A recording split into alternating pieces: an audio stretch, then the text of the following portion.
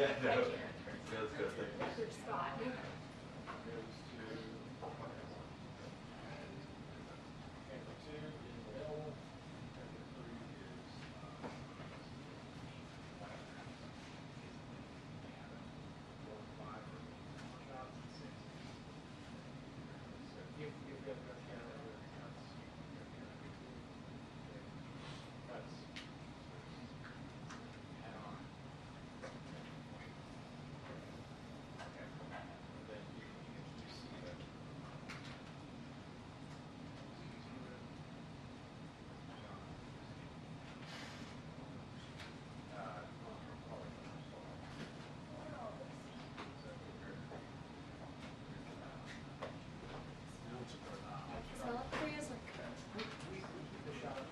Gas. But sometimes the editors like the shot, so yeah, and sometimes the editors will use it. So I sent a message to Kurt on our advisory dinner. Yeah. And then we also have our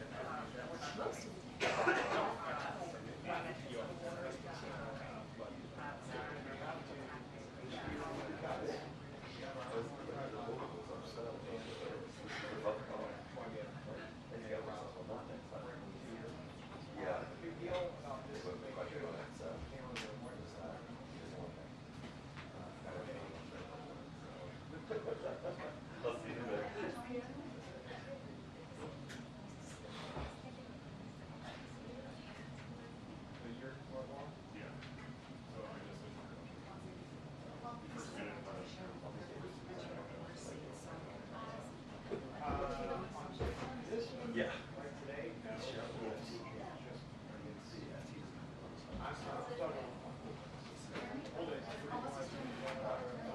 Yeah.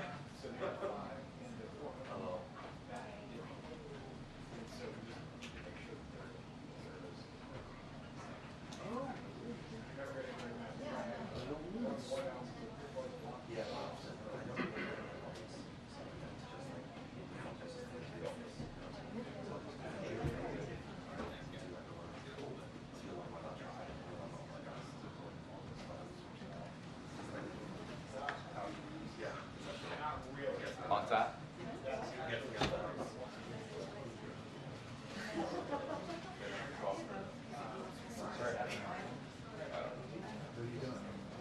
I'm like in the middle, so I gotta climb over like 8 people. Okay, smart.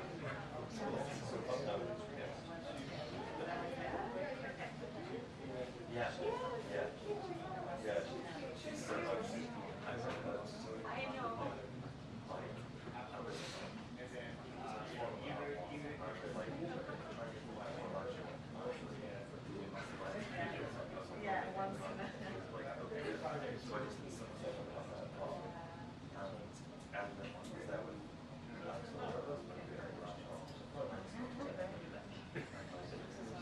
I know.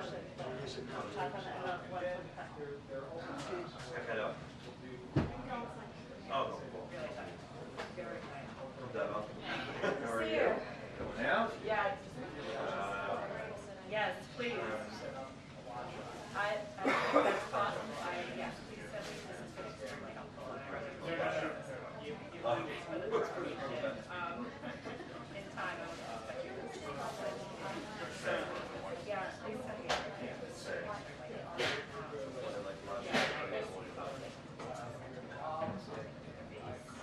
Of course, yes, yes.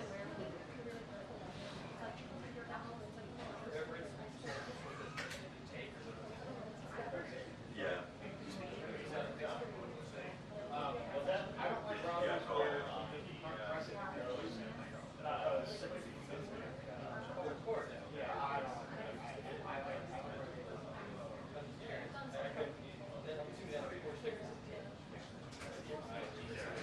Sources, the destination.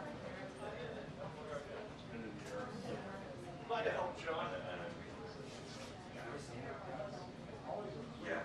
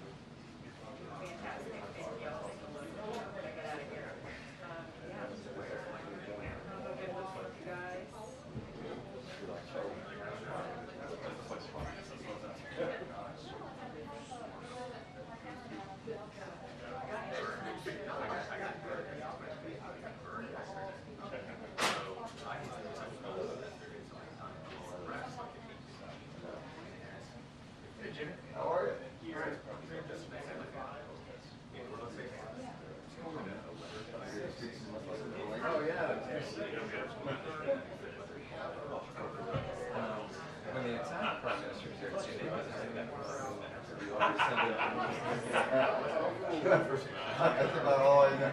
I remember when they were in Italy once, yeah.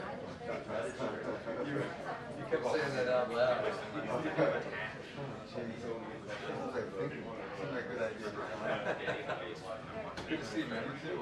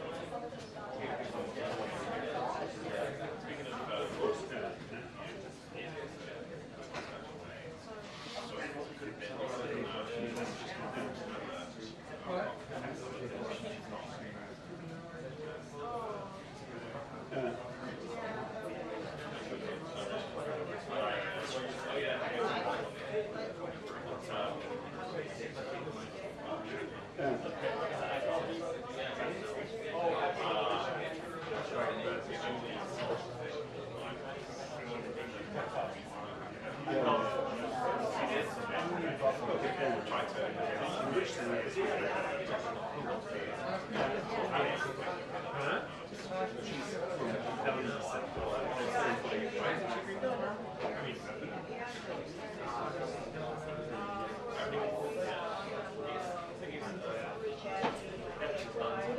Hello. How are you guys? Don't you want to wait a few minutes and then like? Yeah, I saw you guys and I was like, oh darn. Darn. Yeah, late night shoot today at one of them at a later time. That was pretty funny. I really just find the time.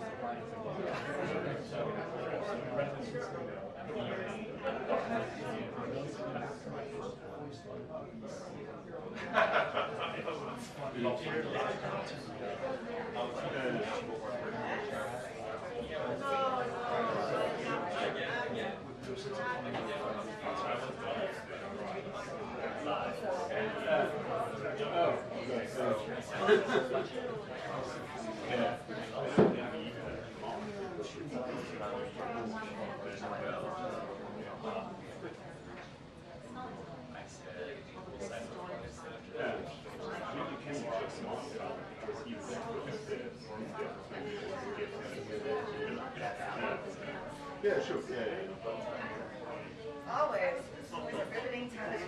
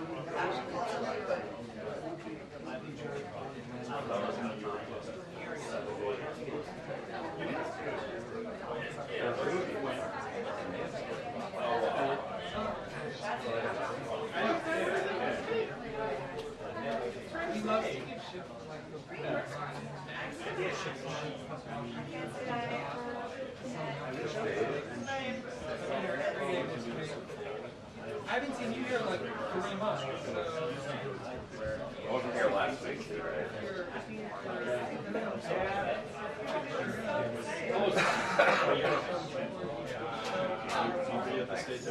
I was not. I thankfully Katie has to cover that. Whatever. Very late. Yeah, absolutely. It's totally. Stuff like 11 p.m. That should people like Tyler.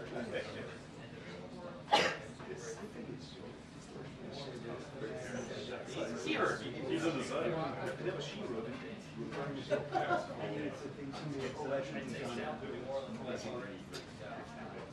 There's Paul's side. Although Sonia, the regular was like, who's Simon? Simon Garfunkel? Like, Yeah, that's so distinct. Mike, you represented Oh, yeah, thank you. Appreciate that. Yeah. Well, she was probably born after. Only in Washington. Only in Wyoming. At least I'm probably like 22. Me knowing maybe not that.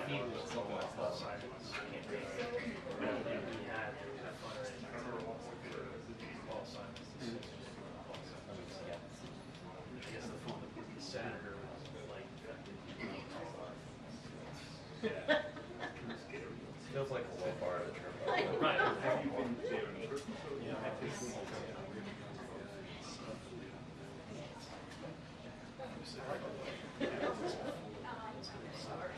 Because it's actually part of it obviously they didn't live together. Yeah. But it's also like it's well, it's part of like a choice. My daughter is 22. Yeah. But her favorite period of music is the 80s. Yeah. So she knows every Huey Lewis and the News song by heart. And none of her friends. Right. So you told me that.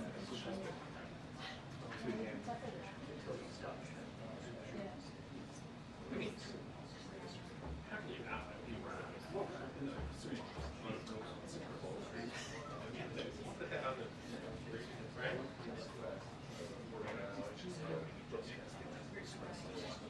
But you didn't. Well, actually, we did.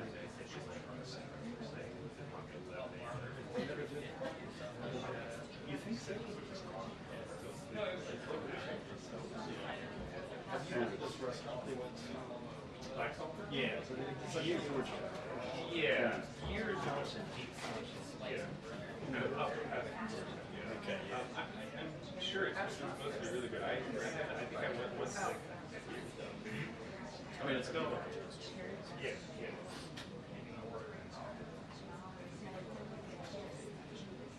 Yeah, it's wonderful.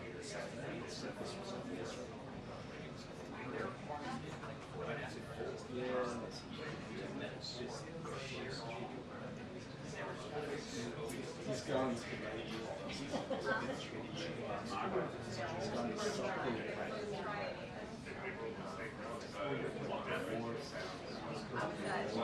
no, he just was there too. It was like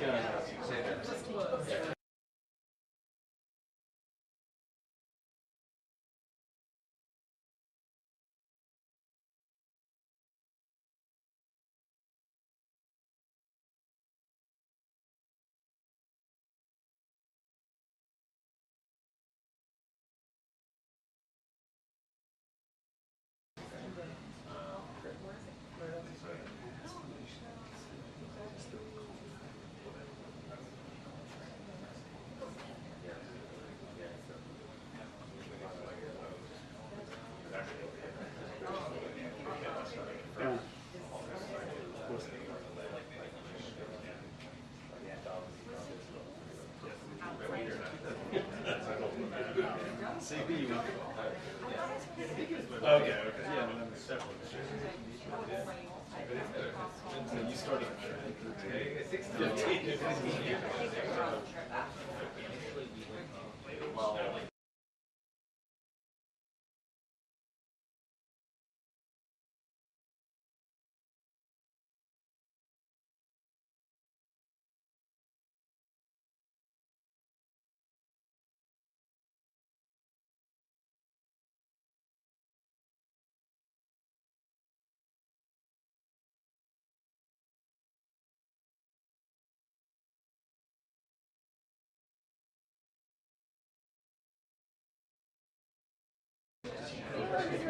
They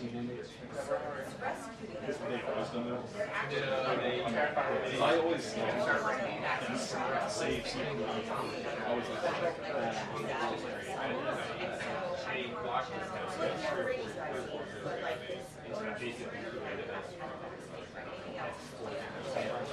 Yeah.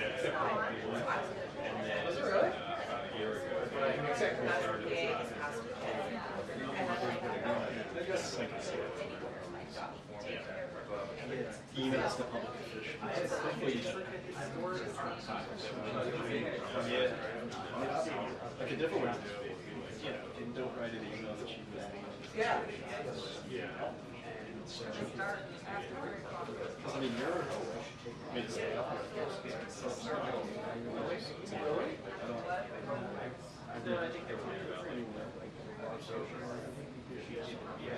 Yeah. And then one Yeah. especially starting in DC area is Lupton. Because of I think she had the laptop because that's the one that was still included in the time last year. Yeah, that's a good. I had no idea. I feel like that's the most dangerous one. What? Oh my god.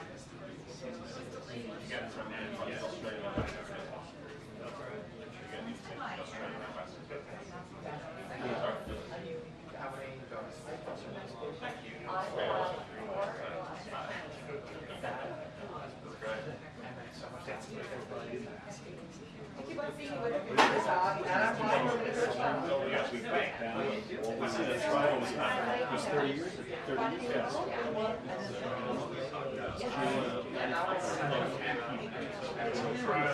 Or was 95.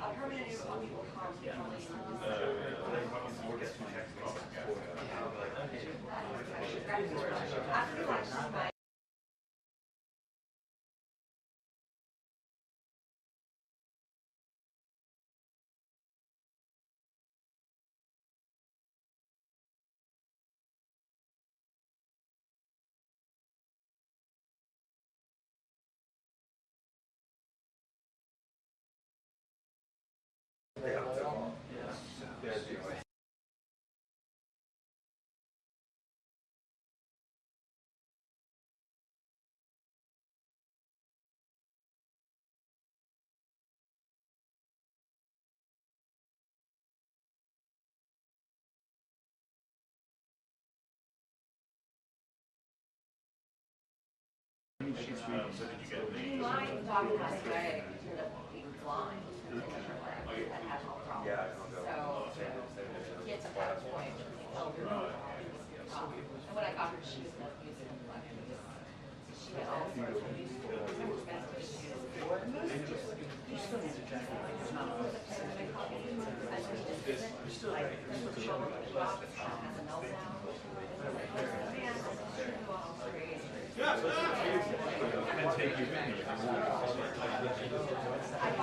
yeah, like it did. I turned brands and doctors. So I like foster like and then I technically foster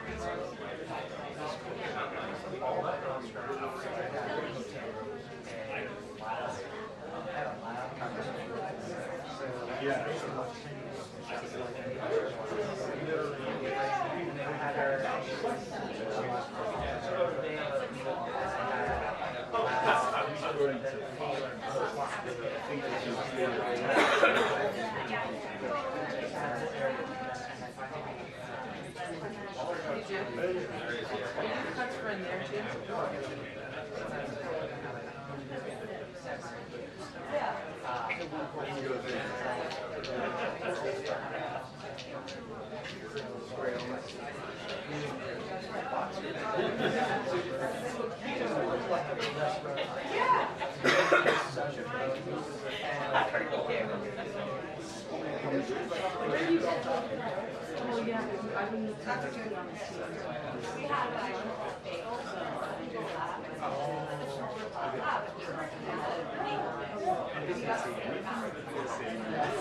Why not? But all that makes sense. Yeah.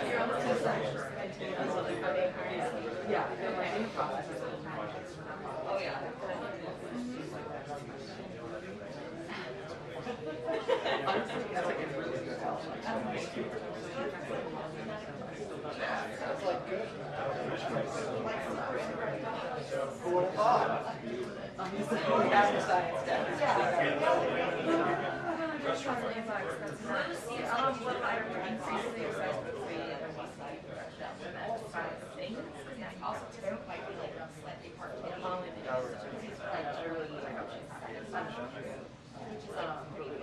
Yeah, and then I had blue, and that's so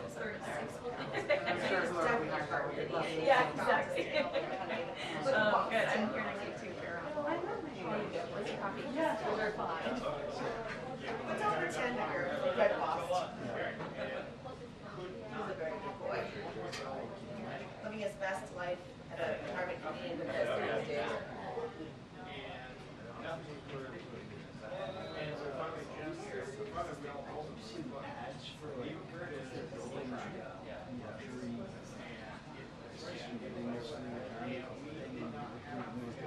Yeah.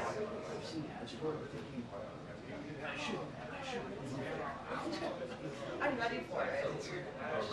Oh, yeah. When I was bringing Belle was the one who got me blue. When I was bringing her blue, I was just looking at like all the amenities like her. It's like that didn't go out a giant swimming pool, like a life size of a chessboard. Like this sounds pretty great. I know. What's that? It's like really, Yeah.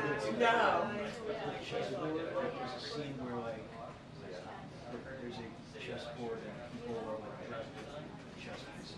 Yeah. Oh, that's fun.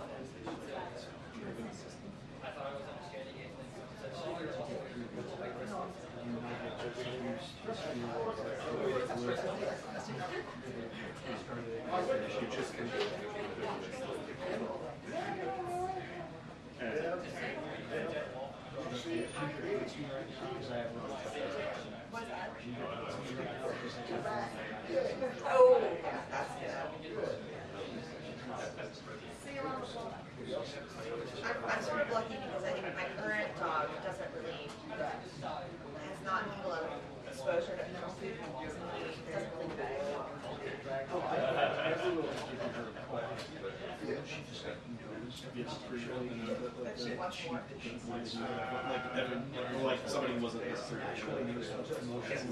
Actually, I wrote in 20 years ago.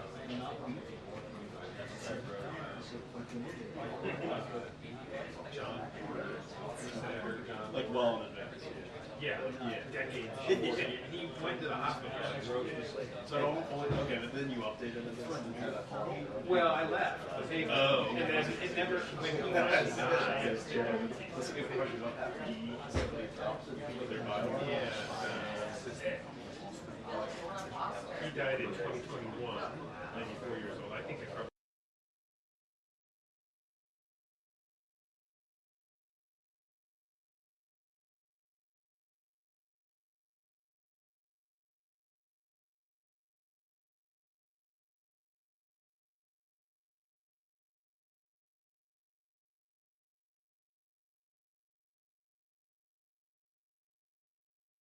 When he finally died,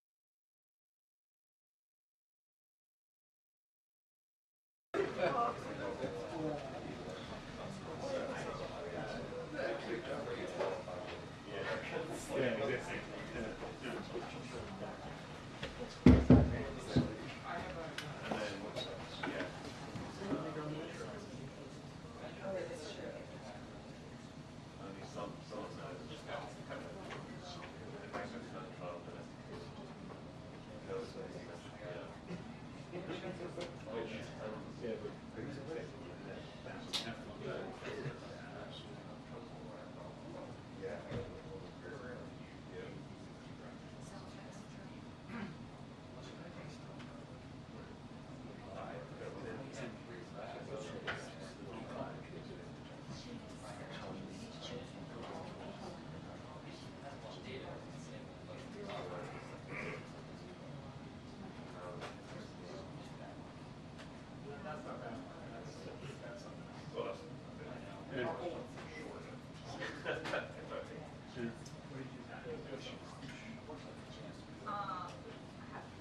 respond to it.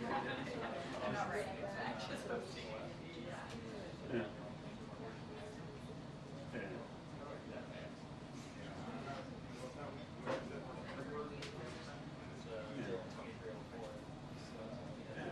I'm really curious about that.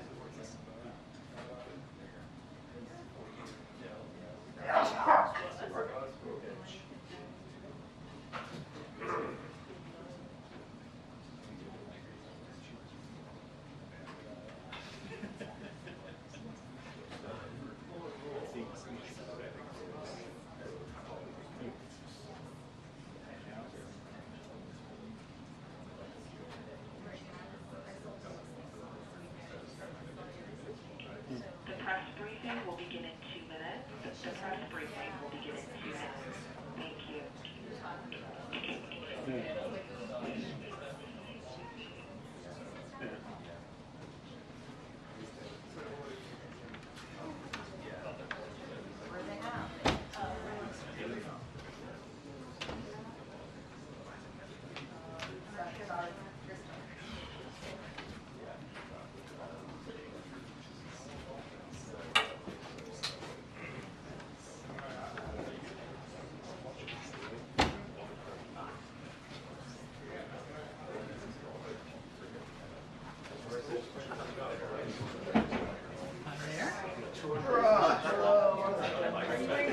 Oh my gosh, I love it.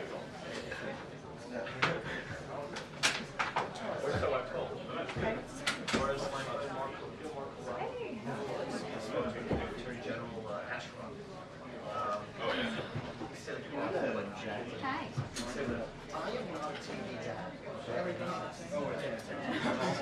You think it'd be Friday?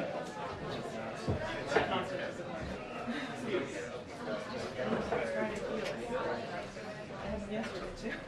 Oh, really?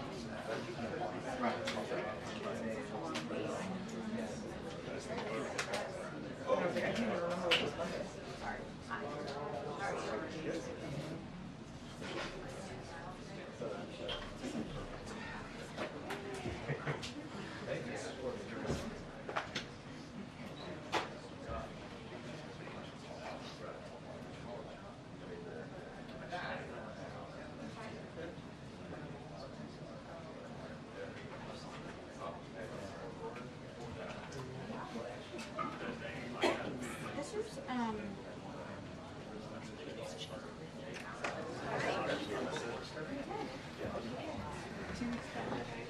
Hey, good afternoon, everyone.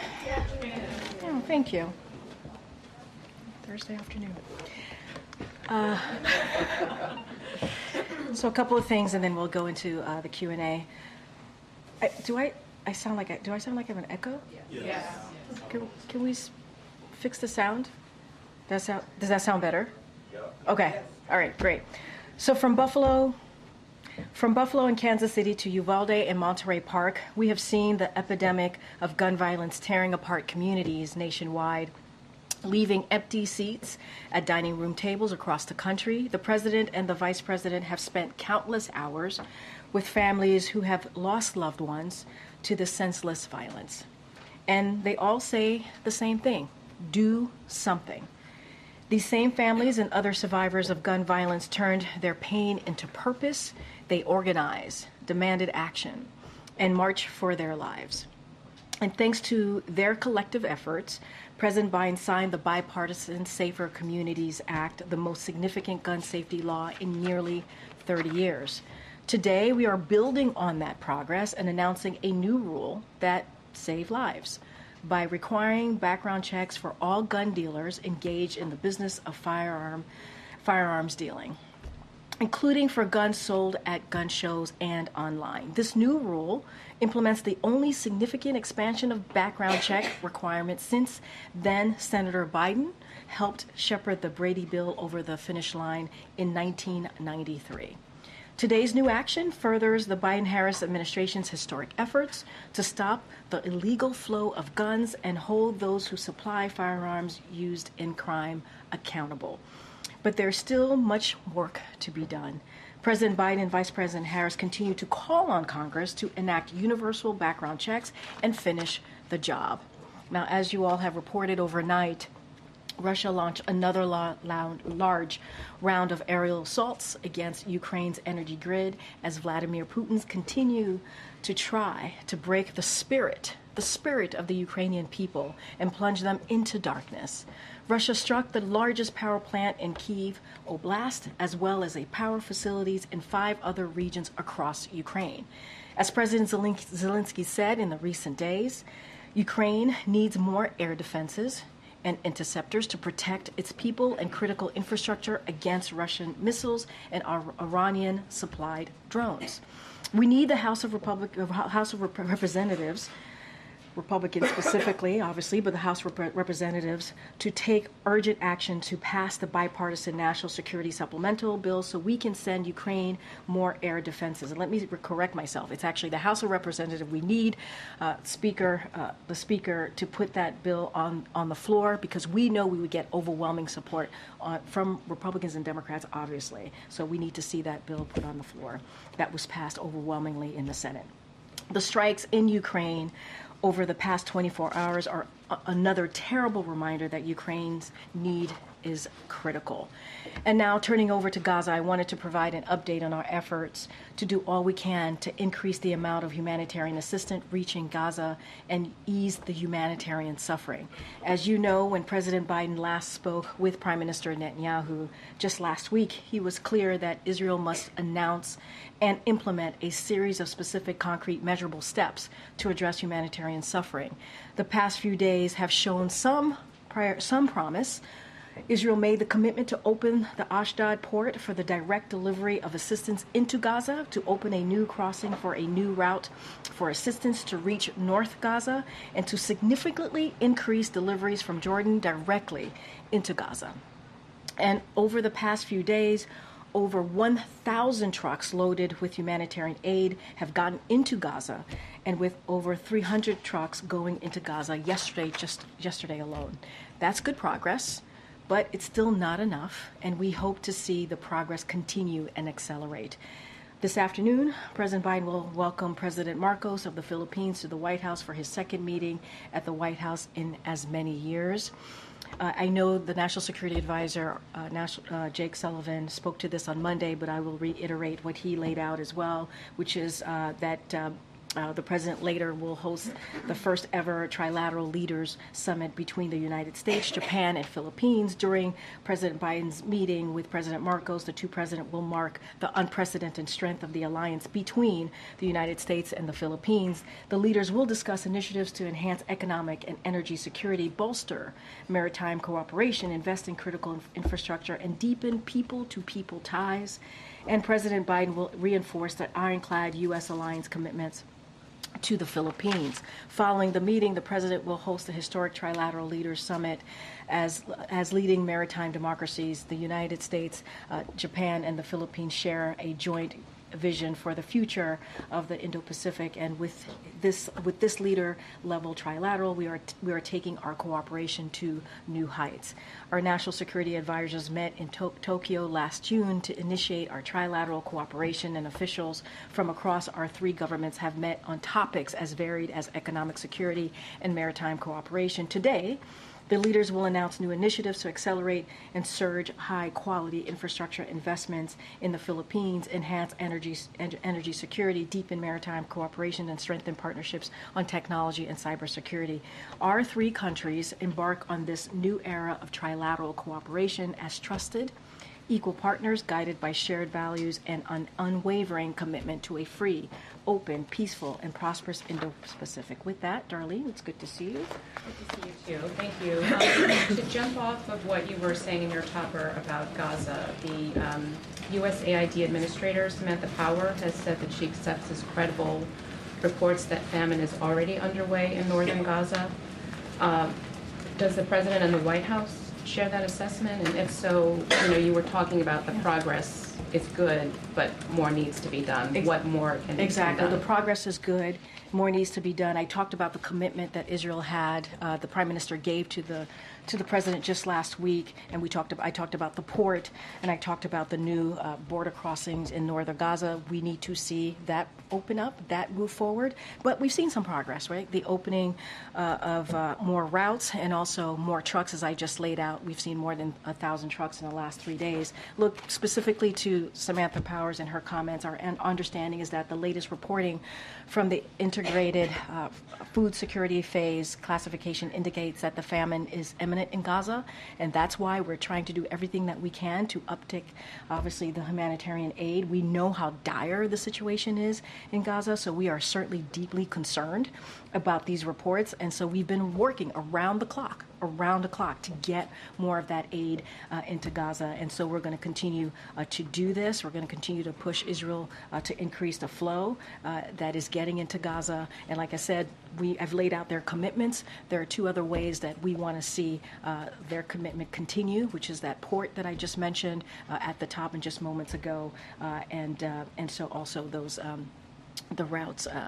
in northern Gaza. So there's more work to be done, but again, 1,000 trucks over the last 3 days is an improvement. It's good promise. We need to see more. Second, was there any reaction from the President to O.J. Simpson's death? Do you know if they ever crossed paths? If so, how, when? So I'll say this, our thoughts are with his families during this difficult time, obviously with his family and loved ones. And I'll say this, I know that they have asked for some privacy, and so we're going to respect that. I'll just leave it there. Iran is threatening a significant attack against Israel. With all of the U.S. assets in the region, will the U.S. provide assistance in thwarting this attack? How is the U.S. preparing to respond? So look, you heard from the President directly yesterday. He mentioned this at the top of his press conference and laid out our concerns, certainly, about these threats that are being made. And he made very clear as well that America's support for Israel's security is ironclad, especially against these threats that's coming from Iran and their proxies. And so the President made that clear as well when he spoke to President Netanyahu just last week, as I mentioned moments ago. I want to be really careful. I'm not going to get into operational procedures from here. Beyond that, we've made ourselves very, very clear. The President made himself very clear just yesterday, and so I just don't have anything else to add beyond that. But we certainly have done joint strikes against Iranian proxies in the recent weeks and months. Should we be braced for joint strikes against, in response to an Iranian strike against Israel? I want to be super mindful. I don't want to get into hypotheticals here. What we have made very clear, obviously, we've seen the threats coming from Iran, and so we have made ourselves very clear where we stand in supporting Israel's security. That is ironclad. That does not change. I'm just not going to get into details about our operational procedures from here. Just one more on this. So General Karine is in the Middle East. He's making a stop in Israel. He's reportedly there to help, coordinate with Israel ahead of this expected attack. What does that coordination look like? What does that mean exactly? I will refer you to SETCOM. Okay.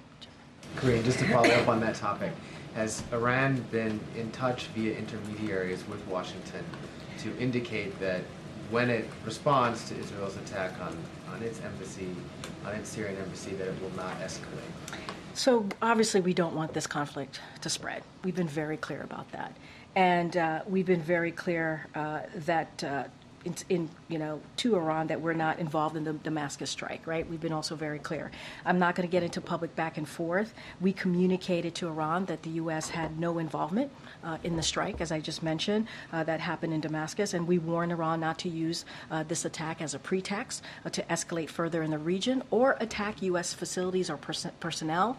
I'm going to be super mindful not to speak beyond that from here or elaborate further, but we've been very clear. Can you say whether Iran has responded to your or the U.S.'s? I'm just not going to get into public back and forth from here. And Following up on something that the president said yesterday with regard to Julian Assange, he indicated that the U.S. is considering a deal.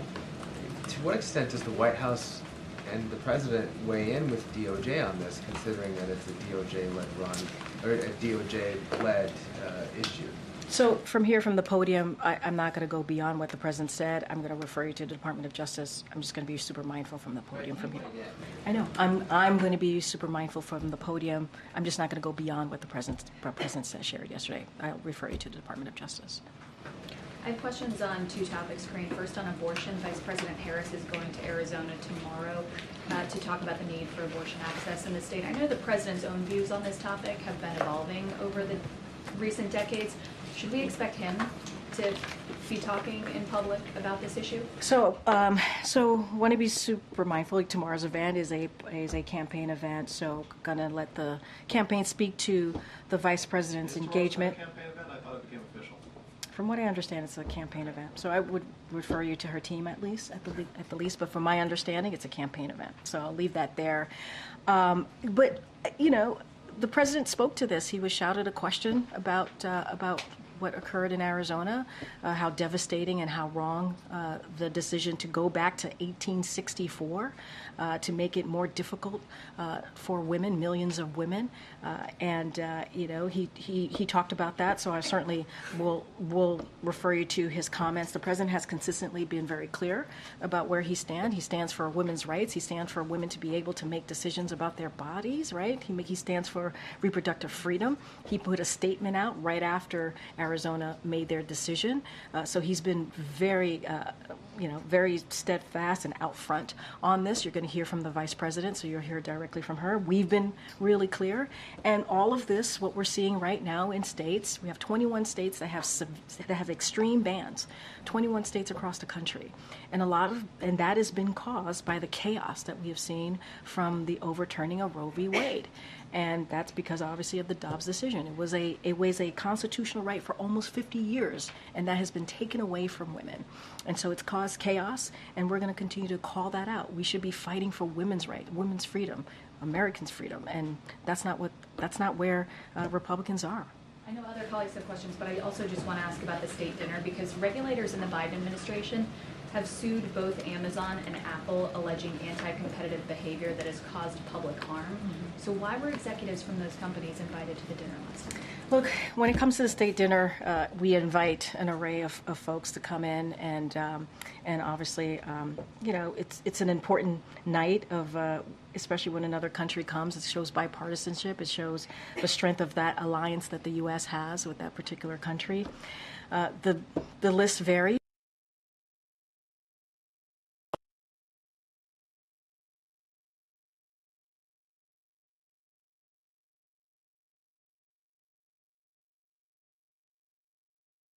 Conduct, saying that lawsuit should send a strong signal to other companies. So what signal is the White House sending? I hear your question. That's the Department of Justice to decide. I do not. But the White House chose to invite to the dinner. No, I'm not saying that the DOJ invited people to the White House state dinner. That's not what I'm saying. I'm saying DOJ moved forward with that particular case, that particular legal action. I can't speak to that. We always invite an array of people. We bring people from all corners of different industries here to the White House. That's what we do, and I just don't have anything else further to share. And I think it's important that we do that, but I can't speak to a DOJ legal case. The president doesn't think that those companies did anything wrong. That is a legal action being taken by the Department of Justice. I can't speak to that. They have their reasons of moving forward on that. I can't speak to that. We invite a diverse group of people when it comes to events, not just state dinners, when it comes to events here from even different sides of the aisle. That's what this president has done. I can't speak to what DOJ and their legal action. I just can't speak to that from here. Go ahead. Thank you, Karine. Picking up on abortion, when the president was asked yesterday what his message was to the people of Arizona in light of the ruling, he said, "Elect me." So can you elaborate on what he meant by that? What can he do for those people? So a couple of things. I'm going to be careful because obviously he was talking about 2024. I mean, look. Actually, he was talking about the 20th century, as I recall. Yeah, okay.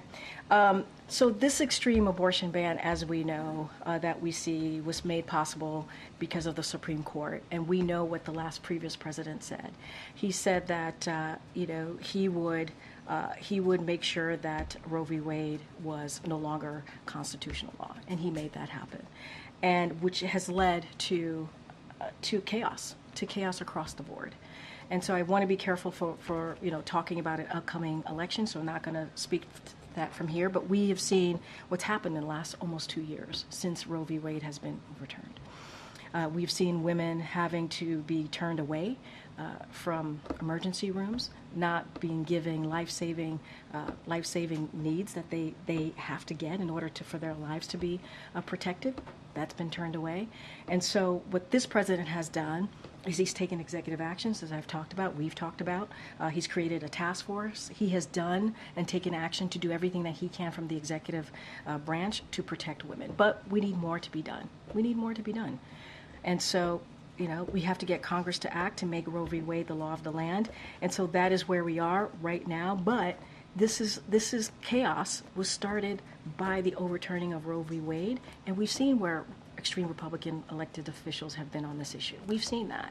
And so that is something that we're going to continue to make very clear to Americans. But I'm not going to speak to the upcoming election from here. Okay, and also on an interview that the president recently did, he said, I think what he's doing is a mistake. I don't agree with his approach, talking about Netanyahu. Can you clarify what is the mistake? So we've talked about how the president spoke to Prime Minister Netanyahu just last week. They had a 30-minute conversation. It was direct. They have known each other for some time. They've spoken over more than a dozen times since October 7th, the tragic attack that we've seen from Hamas, a terrorist organization. And they said October 7th, they said October 7th would be something that they want to see over and over again. So they've had those conversations. Look, the president has been very clear. I started out this briefing talking about how humanitarian aid has increased, and that's because of the conversation that the president had with the prime minister. That's important. We need to make sure that civilians are protected. We need to make sure that humanitarian aid workers are protected. The president has said that. That is what our focus is going to continue to be, as well as making sure that this hostage deal gets done, working around the clock to get that completed so we can get hostages home to their loved ones. The president has always been very honest and direct with leaders, including the prime minister. So just one more quick one. Does the president believe Netanyahu's approach, as you sort of just laid out there, is to blame for the famine that we are now seeing in Gaza? What I will say is that is not what the president is saying. The president has been very clear that more needs to be done to protect innocent civilians. More work needs to be done to make sure that humanitarian aid workers who are doing incredible work, who are being incredibly brave, are protected. And so that is what we're speaking to. And unfortunately, we've seen more than 200 of humanitarian aid workers die. And that is something we do not want to continue to see. That's why the president had this conversation with the prime minister last week, a 30-minute direct conversation with the prime minister on what needs to be done to continue to protect innocent civilians. That's why we're having conversation about that Rafah operations, right? And our two sides are committed to moving forward with those conversations. We've seen some progress. We're going to continue to have those conversations, and Israel has made commitments. The prime minister is made a commitment to the president. We've seen an uptick of trucks, more than 1,000 over the last 3 days. That commitment is continuing. We want to see more. That's good progress. Okay, Justin. Thanks, Karine. I also wanted to ask about the Univision interview. The president said that he was examining ways to potentially shut down the border. It's a phrase that can mean lots of different things to lots of different people, so I'm wondering if you could maybe explain what the president means when he talks about shutting So I think the bottom line with all of this, and I've said this many times, the number one way to really deal with what's happening at the border is is to move forward with the bipartisan agreement proposal that came forward out of the Senate, and that obviously was rejected by Republicans because of what the former president told Republicans. That's what we want to see. That's how we deal with the broken system, the immigration system obviously being broken for decades now, and dealing with the challenges at the border. We're always going to look at executive actions. We are, and we have been, but really, really, truly to move forward, we have to make sure that we get this proposal done. I understand that your preference is obviously for that legislation to Frankenstein back to life, but since the president himself said that you guys are looking at those executive actions, can you talk, is the sort of universe here just trying to restrict asylum claims? Is it changing processing times, or is it as extreme? You know, President Trump, when he talked about ending legal travel or legal trade across the border. I think here's what I can say: we evaluate all options, right? We do. We evaluate all options as it relates to executive actions. We just have not made a decision on this yet, but we believe, the president believes, it's important to evaluate those options to see what's at our disposal to move forward. And we haven't made a decision, but what we will continue to do is, because there is a proposal out there that is bipartisan, that would deal with what the challenges that we're seeing at the border. We think it's important. It was supported by the U.S. Chamber of Commerce, the Border Patrol unions. It is a bipartisan, again, proposal that we think would be tough and fair. We want to see Congress move forward with it. And so we're going to continue to call for that. But as it relates to what we're looking at, we're always looking at options. I just don't have anything. We're always going to evaluate our options. I just don't have anything to share. We haven't made a decision. Really quickly, the trilateral today is open to the press, but the bilateral beforehand is not. I was wondering, first, of course, to request that it would be possible that we get in there, but if not, if you could walk through why the White House decided, because normally those meetings are open. Yeah, no, it's a meeting between the two countries. I think it's important to note it shows the strength of the U.S. alliance and how important it is for these two countries to speak with one another and have this meeting. Look, I will say this. Their schedules, both schedules were, the president and the Philippines leader have a very packed schedule, and so we weren't able to make it into open that to the press. But what is important is there is going to be a trilat, which is a historic meeting that's happening later today, and you'll have an opportunity. Obviously, that is open to the press, and you'll have an opportunity there to see the three leaders together. Two quick ones. First, following up on Ouija, in the White House's view, who is to blame for the famine or imminent famine that we're witnessing right now in Gaza? Here's our focus, and I get the question, and the humanitarian situation in Gaza, obviously, is dire, and that is why the president is doing everything that he can to get more humanitarian aid in. And that's what our focus is going to be. Was it a mistake not to push Benjamin Netanyahu sooner to open Ashdod and the Erez crossing, which would have allowed the prevention of what Samantha Power agrees is famine in northern Gaza? But here's the thing. For every time the president has spoken to the prime minister, there's part of that conversation has been to do more in humanitarian aid. So why did it change now? It didn't change. It was the conversation that. Why did Netanyahu respond differently now? That's a conversation for the prime minister. The potential that the U.S. would change policy. That is a question for the prime minister. But what I want to make sure that is very clear here is that we have seen 1,000 trucks go into Gaza over the last 3 days. That is important. They have the prime minister made commitments. They are upholding their commitments. We want to see more. We've seen good progress, and what we're seeing in Gaza, obviously, we have said over and over again that the situation, the humanitarian situation in Gaza is dire. Last question. Can you help me understand one thing? Yesterday, the president made very clear that the U.S.'s commitment to Israel is, in his words, he said it twice, ironclad. How can the U.S.'s commitment to Israel be, quote, ironclad, when in the statement released on behalf of the White House last week after his conversation with Benjamin Netanyahu, he said that the U.S. would reassess its policy as it relates to Israel, given the way it prosecutes the war in Gaza? So it can be ironclad and be reassessed. Look, this is an important relationship that we have with Israel. They are our friends. And we have always said that we are committed to make sure that Israel's security, especially against these threats that we're hearing from Iran, they are protected. And that is ironclad. We've always been consistent there. And we're going to continue to be very clear about that. The president made sure to put that at the top of his press conference because he wanted to continue that message, continue the message of making sure that America, we support Israel's security, especially against these threats that we're hearing from Iran and also their proxies. And so that hasn't changed. That hasn't changed.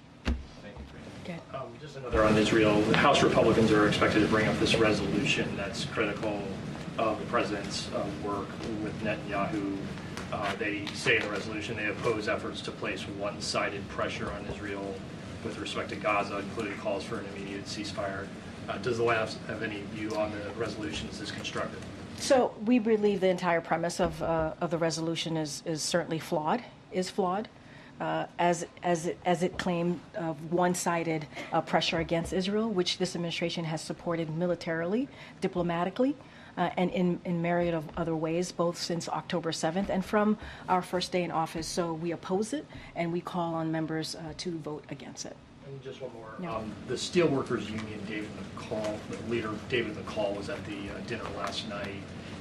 He obviously opposes this deal with Nippon Steel. Was he invited because of this pending deal? Was it an opportunity to allow him to I speak wouldn't to make that Japanese connection. leaders? I wouldn't make that connection.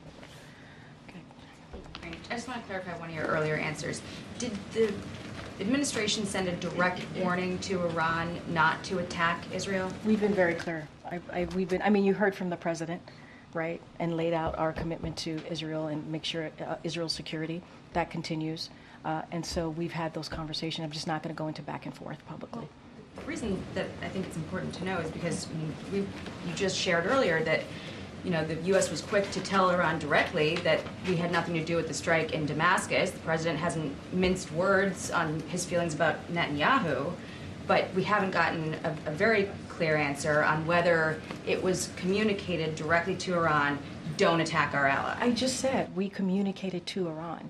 I just said that. I said we're not going to go into a public back and forth on this, but I said we communicated to Iran. And we said had no involvement, that's what I said, right, in the strike in Damascus, and warned Iran.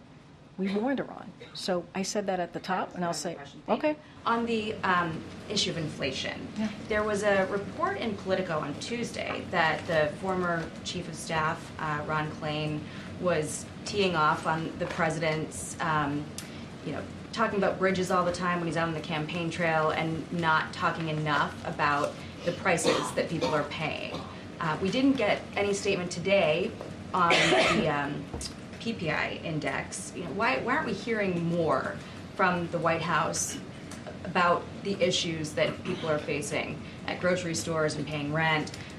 The State of the Union, the president made very clear about what he understands what the Americans are facing.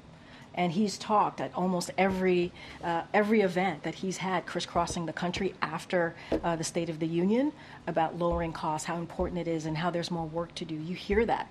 In New Hampshire and North Carolina, he spoke about his work to lower health care costs. In Las Vegas, he discussed his plan to build and renovate 2 million homes to lower housing costs. In Madison, he announced his student debt relief plan. He also spoke with Senator Sanders just last week about his progress lowering costs for prescription drugs and inhalers. This week, he spoke about plans to lower costs for child care, home health care, elder care. He talks about lowering costs almost every event. I just laid out the events that he did in March and in early April about how he's making sure that the number one economic concerns that Americans have are lowering costs. And just like Ron said this. He said that the president he believes in what the president has been doing in crisscrossing the country and talking about the State of the Union and talking about how we're going to continue to cut costs for Americans and making sure that we do not give big tax giveaways to corporations. That's what Republicans are talking about. They put out their budget, and their budget is to cut Social Security, Medicare, Medicaid. That's what they want to do. And we're doing the opposite. We're trying to protect that and lower costs for Americans. Is it at all inappropriate for the president to be commenting on what the Fed might or might not do with interest rate cuts? So look, the president, unlike the last one, has been very clear about giving the Fed the space to make independent decisions about how they're going to move forward on their monetary decisions. The president has always been very clear about that, and he'll continue to do so. And in his comment yesterday, he was also clear. He said, we don't know what the Fed is going to do, and he was simply reflecting on public interpretation of recent data, but he also said, we do not know what the Fed is going to do, and we've always given them the space to make those decisions, those monetary decisions independently, and make sure that, again, they have the space to do that.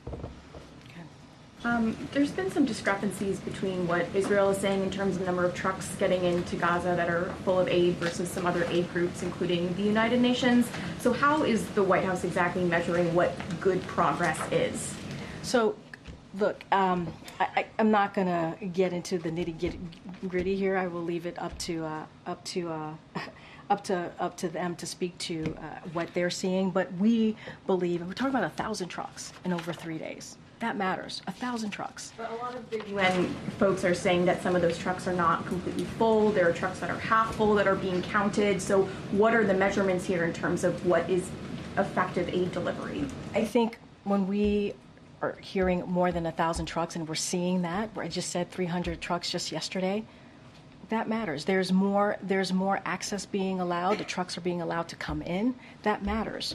And so, look, that's what we're continuing to see. We believe that Israel is keeping their promise. There's more work to be done, right? We need to see the ports open. We need to see that as well. But we're seeing progress here. We're seeing progress. And in terms of the distribution, once the trucks are in, I mean, northern Gaza obviously experiencing a lot more famine that's setting in, as was talked about earlier. What is the White House tracking, or how is the White House, if at all, trying to facilitate some of the distribution? And are there concerns about how it's getting to the regions where it most needs to be? So look, we're going to continue to have conversations with the Israeli government on how this aid is being distributed. We want to make sure it is important. Here's what is important. It's important that the innocent people in Gaza, the Palestinians, get that all important aid. We know what's going on there. Obviously, it's dire. And so we're going to continue to have those diplomatic conversations, be very straightforward with our Israel counterparts here. But they made a promise. We're seeing a difference here. We're seeing aid getting in. Of course, it's not going to be enough, right? Of course, we need to see more progress. Of course, we know how dire the situation is in Israel, and I'm sorry, in Gaza. And so we're going to continue to have those conversations with the Israel government. Yeah, thanks, Karine. You said President Biden still hasn't made a decision on taking executive action on the border. Why is there a holdup on making a final decision on this? What factors are being considered before the White House makes a call on this matter? I mean, look, Joe, we spent a couple of months working with the Senate, Republicans and Democrats, to make sure that we came up with a bipartisan solution to deal with the border, right? To deal with the challenges at the border. We believe that was the best way. We still believe that's the best way to move forward, because it would be tough, it would be fair, and it's gotten support from places that you would never think, right? The U.S. Chamber of Commerce, the Border Patrol Union. That's important. And so we believe that is the best way to move forward here.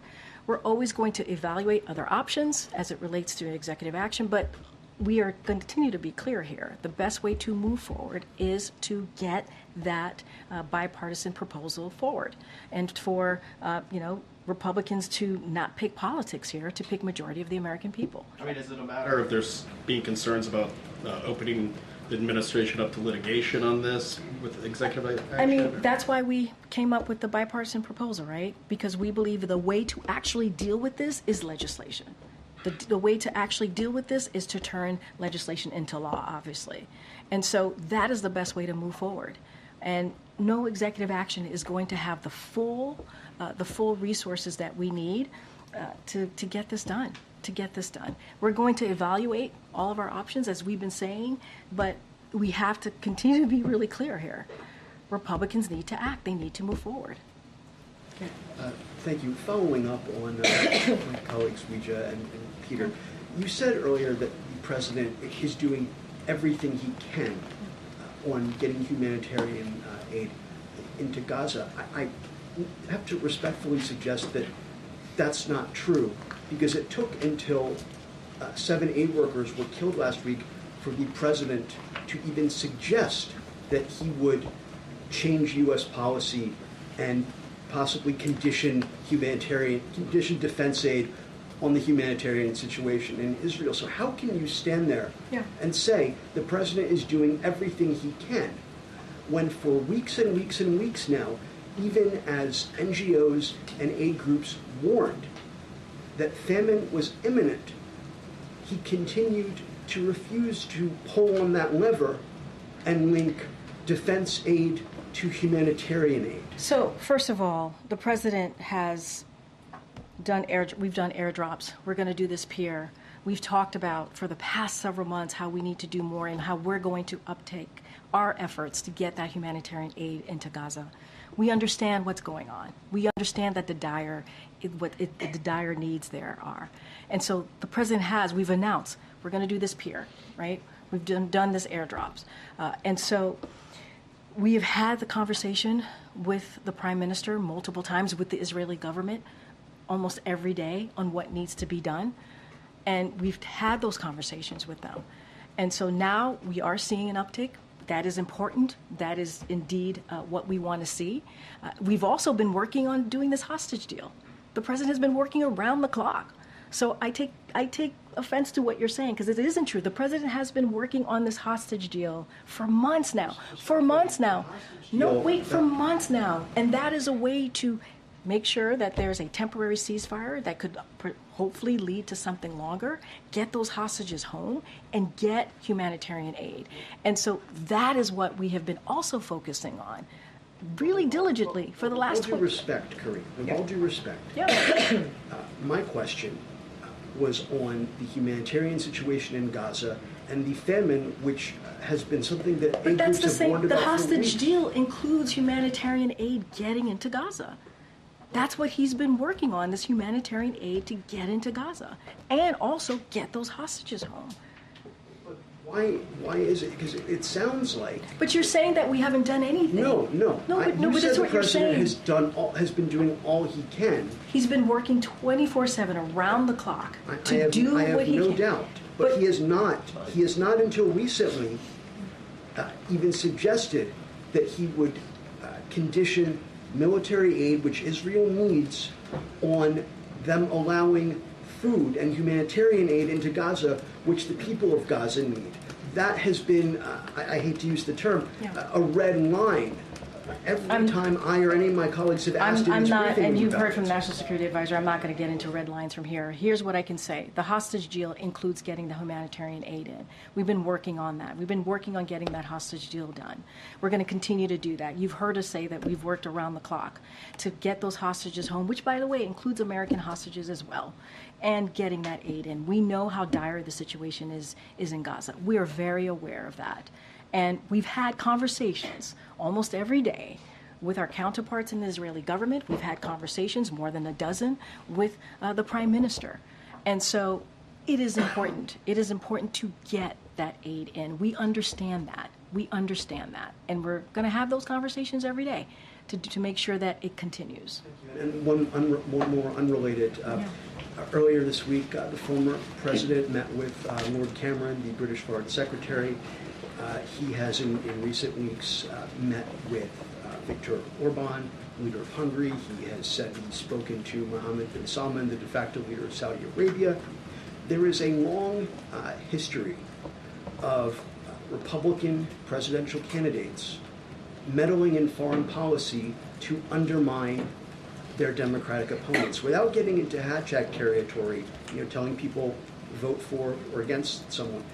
Is the administration concerned that this private citizen could be working against U.S. interests in the interests of his own political ones? And you're talking about his meeting specifically with foreign leaders. Lord Cameron is talking with MBS, Viktor Orban, and others possibly. So look, as it relates to other leaders and those types of meetings, specifically, let's talk about David Cameron. The UK noted earlier this week it is common for officials from other countries to meet with representatives of different parties.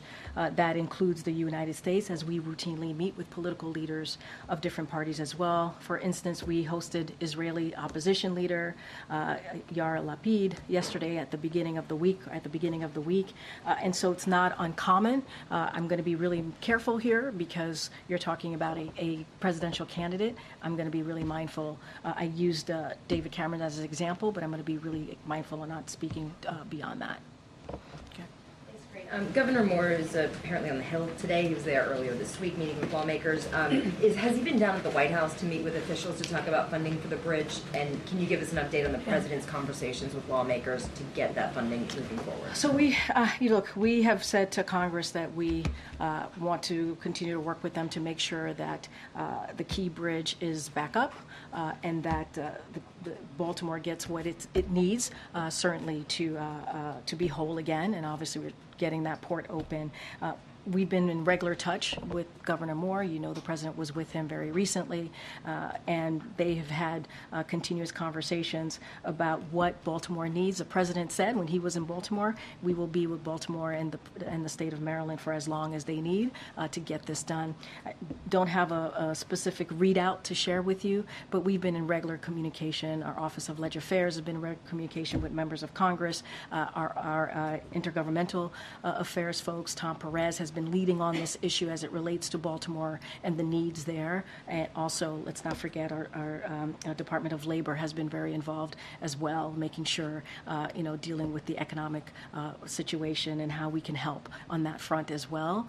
So don't have anything to read out as far as conversations, but we've been there for them. And is there any better sense now that we're another week past this and the president's conversation last week and the briefing he got there on an estimate of how much this is going to cost? So I don't have an estimate for you. We're going to talk to the Maryland delegation, have those conversations. Don't have an estimate for you to share. Department of Transportation announced $60 million really right after the week after the bridge collapsed, and so we know that's there to help. Don't have a final estimation. Obviously, we're going to continue to talk to the delegation. Okay, John. Thanks, Karine. Back in late December, President Biden, in response to a question that I asked him, said that he could not think of one reason for presidents to receive total immunity from prosecution. 4 months later, does the president continue to have that same belief? I don't have anything beyond what the president shared with you. And in 2 weeks' time, a Supreme Court case will happen. It's Donald J. Trump versus the United States. Earlier this week, there was an amicus brief that was filed by more than a dozen retired generals and admirals opposing this legal theory that Donald Trump and his lawyers have, that he does have total immunity from criminal prosecution. Does the White House, the administration, plan to file an amicus brief of their own on this particular issue? I would refer you to Department of Justice. Is there any effort to have the former presidents that you know of to file an amicus brief taking one side or another on this particular issue? Say that one more time. Is there any effort that you are aware of the former presidents, the predecessors of President Biden, President George W. Bush, President Bill Clinton, President Barack Obama, Jimmy Carter, to file a joint amicus brief, either taking a position one way or another on this particular matter? No. Yeah, thanks, Karine. I'm going to ask you about inflation. So yesterday in the Rose Garden, the president said that when he came into office, inflation was skyrocketing, but it was 1.4% in January of 2021, and that was the 11th consecutive month at that time under 2%. So was the president misleading Americans? So when the president took office, and you know this, there was a pandemic. It was closing down businesses, closing down schools. And so it was drastically disrupting the supply chain. Let's not forget about that. And so that's what was going on. And that caused inflation around the world to increase. We know that. And then further increasing inflation was the Russia's war in Ukraine. And in fact, many other countries are even worse off because of what we've seen with Russia's war. So the president took historic action to deal with the disruption of the supply chain. Let's not forget what he did with the Strategic Petroleum Reserve. And so we have made progress in lowering costs. We've made progress in dealing with inflation. But that's what was happening when we walked in. The pandemic, the disruption of the supply chain, all of these things were happening when the president took office. The president didn't say the supply chain was being disrupted. He said inflation was skyrocketing. But that's what he was referring to, right? That's what was going on. Those were the things that were happening right before us. The pandemic, it was taking thousands of lives a day when he took office. Schools were closed, majority of schools were closed. Businesses were closing. And we had a supply chain that was disrupted. And so that's what the president was speaking to and laying out. And then inflation down the road became even more, increased even more because of the war that Russia had taken on into Ukraine. But the Fed supply chain measure actually went down in November at that time. So is the president being honest about inflation? The president has said what he said what he saw when he took office. The pandemic was happening, right? It disrupted the supply chain. You know what happens when the supply chain is disrupted. You know what that leads to. And so that's what he was speaking to. And not only that, we also saw a war in Ukraine. That Mr. Putin, an aggression that Mr. Putin was putting into Ukraine, set forth. And so the president had to take historic action, take aggressive action in dealing with disruption in the supply chain. He released the Strategic Petroleum Reserve so that we can deal with the supply chain. And he continued to take action to lower cost. And that's what we've seen, whether it's healthcare costs, whether it's dealing with junk fees, whether it's prescription drugs, lowering those costs. That's what the president took action in. But we saw what was happening when the president took office. We did. Okay. Thanks, Karine. As you know, there's a tradition dating back to the Truman administration of offering intelligence briefings to major party presidential nominees. President Trump was declared the presumptive nominee on March 6th. Has the White House offered intel briefings to former President Trump, and if so, how have they begun? I would refer you to the ODNI. That's for them to speak to. Okay. Thanks, everybody. Thank you. See you tomorrow.